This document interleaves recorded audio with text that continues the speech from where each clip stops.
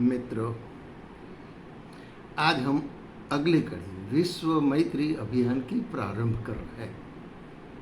ये 18वीं कड़ी है। मैत्री में हमने बहुत कुछ जाना। बिना मैत्री कोई विकास नहीं होता, बिना मैत्री कोई आगे नहीं बढ़ सकता। जितने भी महामानव हुआ है उन्हें अपने जीवन में मैत्री को स्थान दिया है। बिना मैत्री को स्थान दिए भगवान भी नहीं मिलता। आप जानते हो, जगत गुरु आदि शंकराचार्य, जगत गुरु आदि शंकराचार्य को कौन नहीं जानता। तो वो जो थे मैत्री के प्रत्यक्षदर्शी थे। प्रत्यक्षदर्शी का मतलब होता है कि उनने मैत्री कैसी होती हो अपने प्रत्यक्ष देखी है। जब वो 8 साल के थे, 8 साल के थे तब उनको वैराग आ गया संसार से, घर से। उन्हें अपनी माता को कहा, मैं वैराग्य लेना चाहता हूँ, मैं घर को त्यागना चाहता हूँ माँ। लेकिन माँ तो माँ होती है, उसको बच्चा अपने से दूर जाए वो पसंद नहीं करती। फिर भी इन्हें इतना आग्रह किया कि माँ तू घबरा नहीं, जब तेरा अंतिम समय आ जाएगा तो पूरा श्राद्ध कर्म जो है ना वो मैं करूँगा, मैं स्वयं तेरा श्राद्ध कर्म करूँगा। आप चिंता मत करें, मैं कहीं दूर नहीं जाने वाला। और ऐसा करके माता की आज्ञा लेकर वो चल निकले 8 साल की आयु में। भाई साहब, फिर तो वो चलते चलते प्रवास करते करते सब लोगों को मिलते, अपना धार्मिक प्रचार करते करते एक दिन थक कर जंगल में किसी एक स्थान पर विश्राम करने लेट गए। पेड़ की छाया थी, उसमें लेटे थे। ग्रीष्म की ऋतु थी, इतनी धूप थी, कड़ी धूप, कि उसमें बाहर रहना बहुत मुश्किल था। इतने में इनकी नज़र दूर एक मेढक पर पड़ी। मेढक धूप से तहस नहस हो गया था, बेहोश पड़ा था, उठने की शक्ति नहीं थी उसमें। उस मेढक को धूप न लगे इसलिए एक जहरीला कोबरा, जहरीला नागराज अपनी फैन करके इसकी छाया उस मेढक को दे रहा था ताकि उनको धूप न लगे। इस आश्चर्यजनक बनाव को देखकर शंकराचार्य ने सोचा, अरे ये कैसी मैत्री है। दोनों दुश्मन आपस में मैत्री से ऐसे जुड़े हैं कि वो जो बेहोश मेढक पड़ा है उसको खाने के बदले ये जो नागराज है वो अपनी फन का छाया उस पर कर रहा है बचाने के लिए। इस मैत्री का दृश्य देखकर बहुत सोचने लगे। सोचने के बाद इसने सोचा कि शायद इस भूमि का प्रभाव होगा। ये पुण्य भूमि का प्रभाव है कि यहाँ दोस्त दुश्मन एक हो जाते हैं, न किसी पर हमला करते हैं, न किसी की जान लेने की चाहते हैं, बस मित्रवत रहते हैं। ये पावन भूमि होनी चाहिए, पुण्य भूमि होनी चाहिए। इनने आसपास में जो गांव वाले थे उनको पूछा कि भाई साहब, ये पुण्य भूमि और कोई संत महात्मा रहते थे क्या? लोगों ने कहा कि हाँ महाराज, यहाँ ये जो भूमि है, यहाँ श्रृंगी ऋषि जिसने पुत्रेष्टि यज्ञ कराया था दशरथ राजा का, और 4 राम लक्ष्मण भरत शत्रुघ्न का जन्म हुआ था, वही श्रृंगी ऋषि का ये आश्रम की जगह है। अब तो क्या कहना। इस पावन भूमि का उससे दर्शन किया कि जहाँ जंगली जानवर, पालतू जानवर, पशु पक्षी सब मित्र की तरह रहते थे। ये पुण्य भूमि थी, ये इनका तप का प्रभाव था, इनकी ऊर्जा इस भूमि में थी। इन्हें पहचान लिया।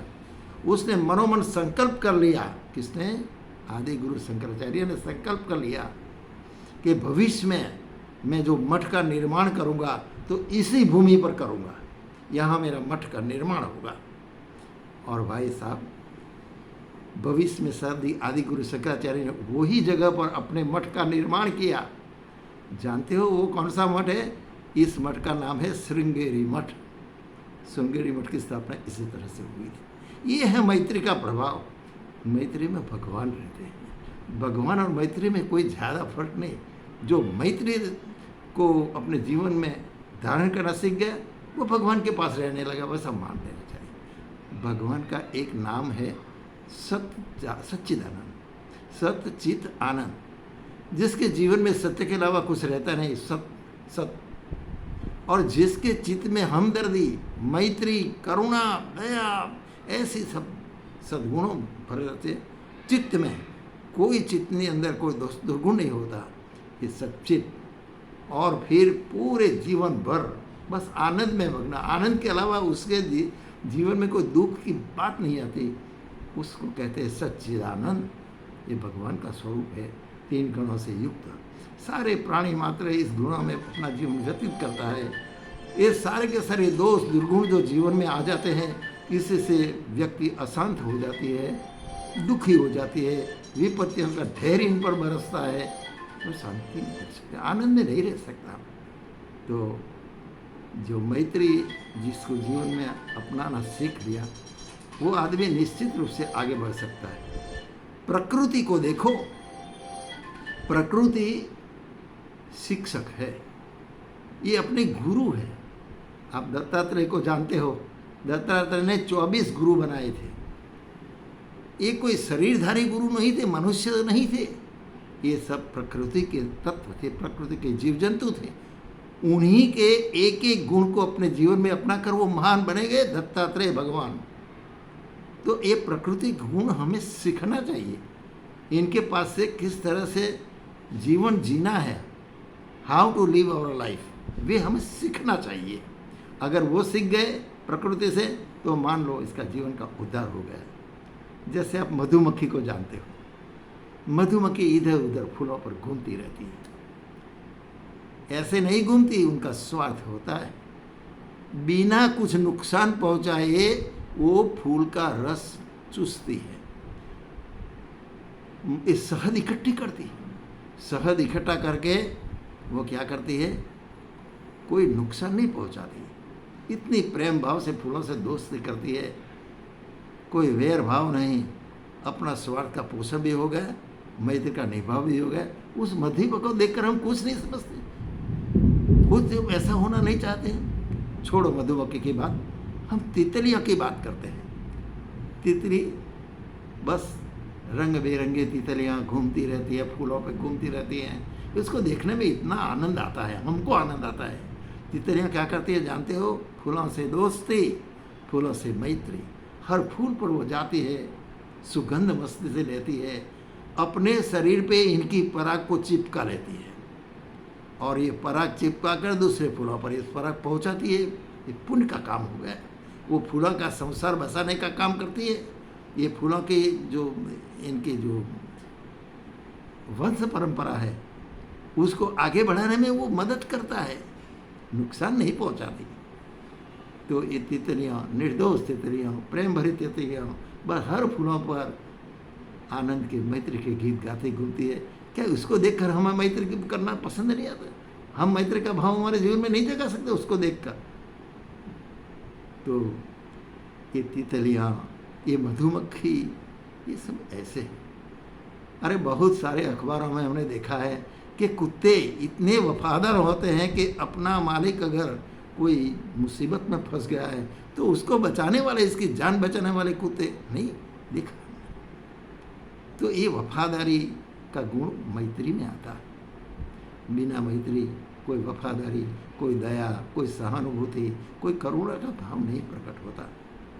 आइए हम एक छोटी सी बात आपको बता दें कि अगर मैत्री में दुश्मना बटा गई, मैत्री में अगर स्वार्थ आ गया, मैत्री में अगर कपट छा गया, मैत्री में अगर छल करना सीख गया, मैत्री में अगर हमको इसका जो मैत्री का जो सच्चा अर्थ है, मैत्री की जो बात है हमारे जीवन में नहीं आई तो क्या होता है जानते हो? एक महिला थी, जानते हो इस बात को आप सब? वो महिला ने एक नेवला पाल रखा था। नेवला, छोटा वाला नेवला धीरे धीरे बड़ा होता गया उनको एक छोटा लड़का भी था। वो लड़का नेवले के साथ खेलता रहता था खिलौनों की तरह। बस दोनों आपस में ऐसे मैत्री के भाव से जुड़ गए कि बच्चे को नेवले के बिना, नेवले को बच्चे के बिना अच्छा नहीं लगता। दोनों खेलते रहते। एक दिन महिला अपना बर्तन लेके पानी भरने गई, बच्चा नेवले के साथ खेलता रहा। उसी वक्त दूर से पानी लाना पड़ता था कुएं से। महिला गई पानी भरने।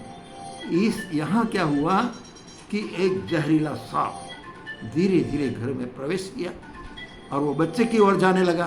नेवला ने देखा, अरे ये दुश्मन कहाँ से आ गया।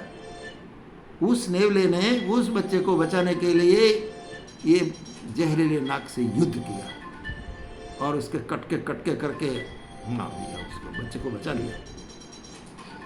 और फिर आनंद में, खुशी में आ गया कि मैंने कुछ अच्छा काम किया है।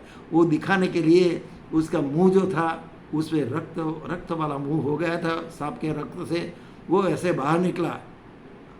अपनी जो मालकिन थी उसको खुश खबर देने के लिए गया। बेचारा नेवला जैसे बाहर निकला, सामने से वो बाई आई, माथे पे उसने गगरी रखी थी पानी की। उसने देखा कर ये नेवला बच्चे के साथ खेलते, आज बच्चे को काट लिया, आज बच्चे को उसने नुकसान पहुंचाया, जरूर इसका मुंह देखो रक्त से सना हुआ है। उसने न सोचा न समझा न कुछ विचारा और अपने सर से जो रखी थी गगरी उस पर दे मारी। गगरी के भार से बेचारा नेवला मर गया। अब वो महिला घर में आई तो उसने देखा करे बच्चा तो खेल रहा है मस्ती से और नजदीक में सांप के कटके। सारी बात उसकी समझ में आई, लेकिन अब पछताए होवत क्या जब चिड़िया चुग गई खेत। इतनी रोई, बच्चे को बचाने वाले रोई को याद कर करके रोई।